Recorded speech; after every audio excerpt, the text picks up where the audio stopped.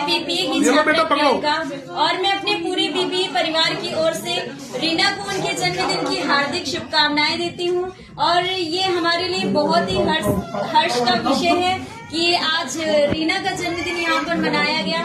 तो आप सभी का बहुत बहुत धन्यवाद रीना का जन्मदिन मनाने के लिए। मैं ईश्वर से यही प्रार्थना करती हूँ कि ईश्वर रीना को दीर्घायु तथा अच्छा स्वास्थ्य प्रदान करे, उनके घर परिवार में सुख समृद्धि एवं खुशहाली बनी रहे, धन धान्य से उनका भंडार भरा रहे। और अंत में मैं उसको उसके जन्मदिन की हार्दिक शुभकामनाएं देते हुए बस इतना ही कहना चाहूंगी कि होकर मायूस ना यूं शाम की तरह ढलते रहिए, हर सुबह एक सूरज बनकर निकलते रहिए। होकर मायूस ना यूं शाम की तरह ढलते रहिए, हर सुबह एक सूरज बनकर निकलते रहिए।